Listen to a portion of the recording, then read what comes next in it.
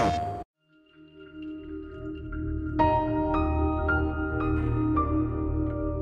was always kind of dreaming of this game since I've been a kid, you know, in a really real way. I didn't think, oh, I'll make that game. I just thought, wouldn't it be cool if there was a game where, and I think everyone has had that. I think I heard somebody saying it's like a pitch from a child, basically, which is like, you know, there'll be a universe and you can go everywhere and you can have a ship and you can shoot lasers and, you know, all that kind of thing. It's like the most childish idea for a game in the world. And it was really fueled by sci-fi as I had always experienced it, which was books that I'd grown up with, like actual science fiction. We always knew that we wanted to make No Man's Sky. At the time, that was called Project Skyscraper, because we wanted a big, ambitious name for it. But we always knew the type of game we wanted to make, and we'd known it before we even started Hello Games, and we had talked about it at that point. And we knew that Joe Danger was going to be a stepping stone towards that. The Joe Danger series, which was like 4 games in the end, like 2 on console and 2 on mobile, they were like a complete labor of love, you know. Like, I love those games still. A lot of people did, and they were way more successful than we thought they would be or had any right to be, because we were so terrible at everything apart from making games.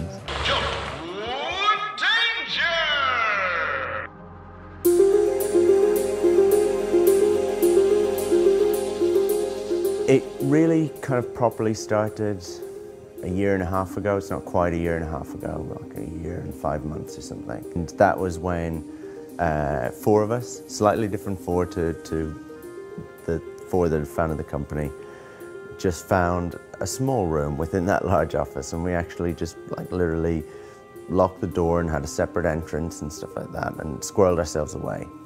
And we started working on a prototype for No Man's Sky. And we actually didn't show the rest of the team because we just wanted almost the pressure and the isolation, almost like it was a startup within this small studio that had to prove themselves. And so we worked for a year actually on that prototype, which then turned into something much bigger, which is what we first showed at the VGXs. World premiere.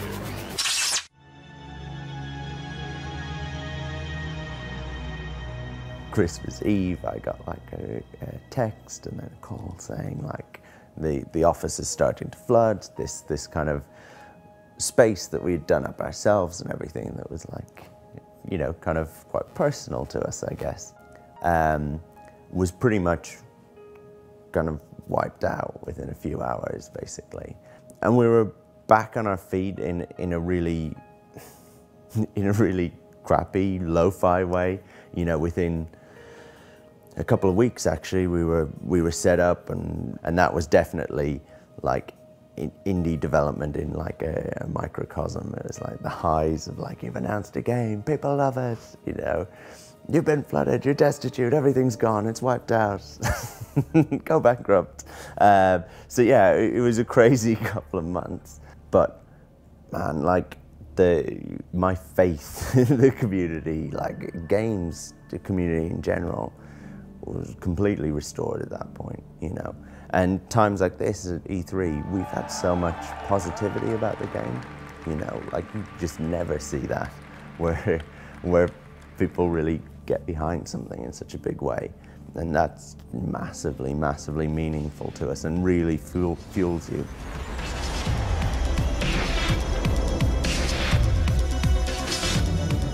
There is this thing that it's set in this infinite procedurally generated universe, but that's actually not why we're making the game. We're not making some sort of tech demo or something like that. We had the idea of making a game that felt true to the kind of sci-fi books that we'd grown up with, the kind of idea of that, the fantasy of that.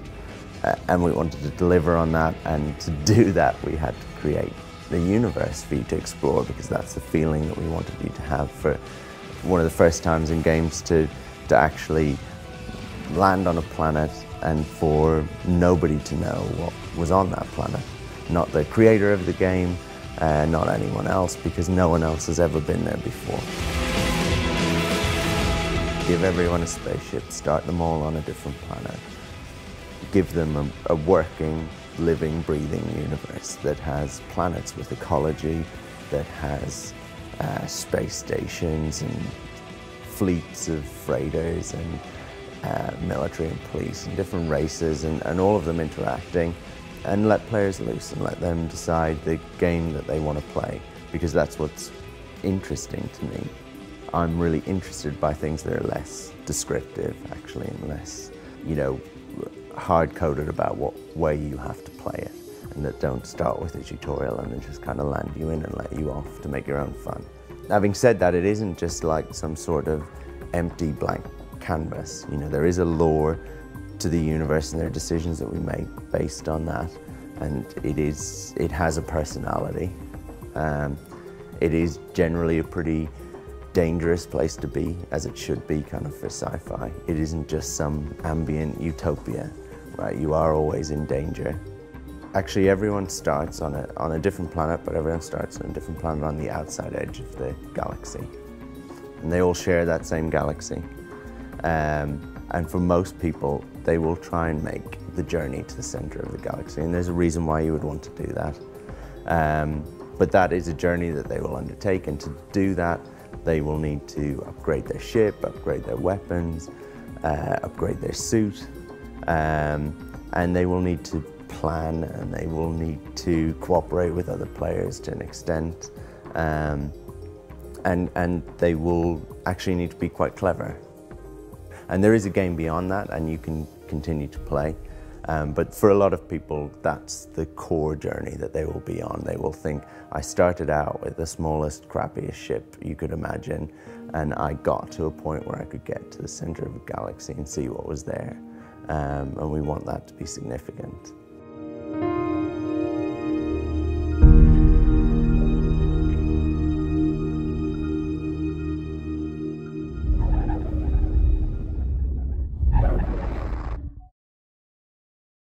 PlayStation